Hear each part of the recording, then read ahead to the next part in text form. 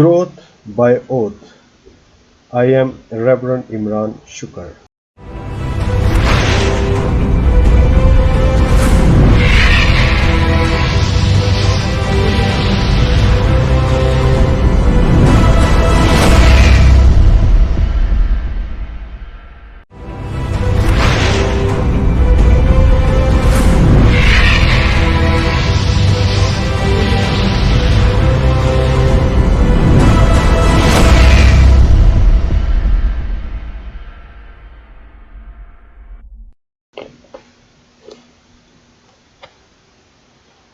Growth by Oath.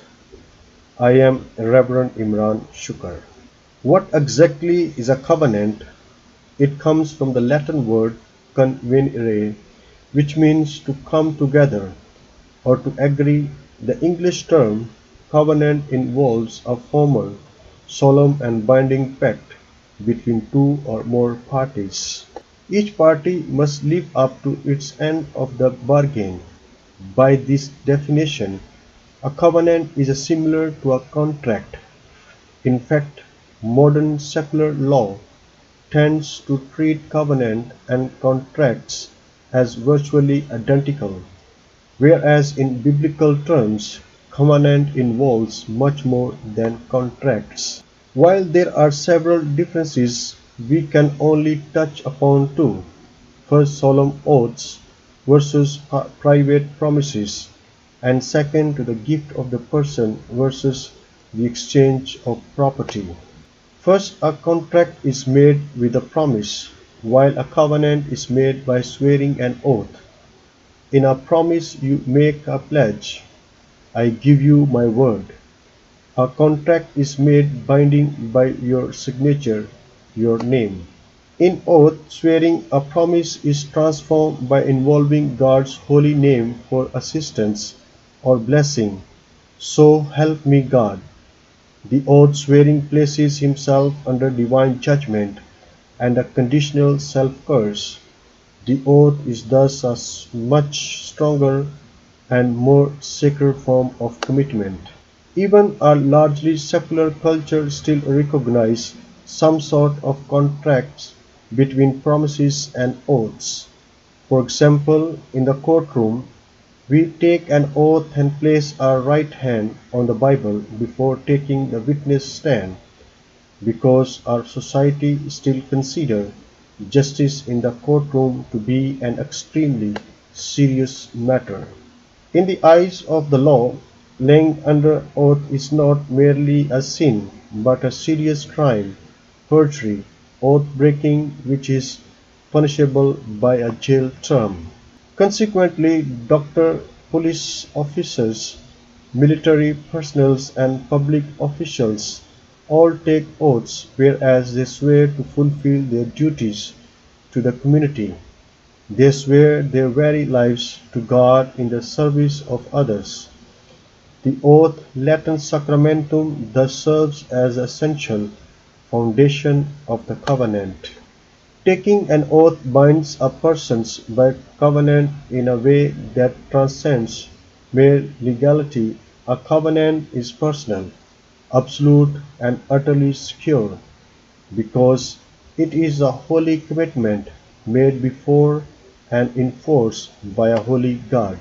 This does not mean that covenant oaths are never violated, but when they are, God's judgment is triggered in a form of covenant curse. Another example of a covenant oath is the sacrament of marriage again, a commitment made not just to a new spouse, but to God, which binds two persons so closely that they become one flesh. God's intention is that husband and wife not be separated. Probably understood, the marital sacrament is an encumbrance that paradoxically yields freedom. The wife is free to grow old and wrinkle without fear of divorce, while the husband is likewise free to become bland and portable without fear of his wife's abandonment. Covenant forged bonds of freedom in commitment on the basis of oath swearing. This is how God deals with his people, to whom he gives personal promises and covenant oaths. A passage in Hebrew explains this within the context of God's covenant with Abraham. For when God made promise to Abraham, since he had no one greater by whom to swear, he swore by himself, saying, Surely I will bless you, multiply you. And thus Abraham, having patiently endured, obtained the promise. Men indeed swear by a greater than themselves, and in all their disputes, an oath is final for confirmation. The letter to the Hebrews chapter 6 verse 13 till 16.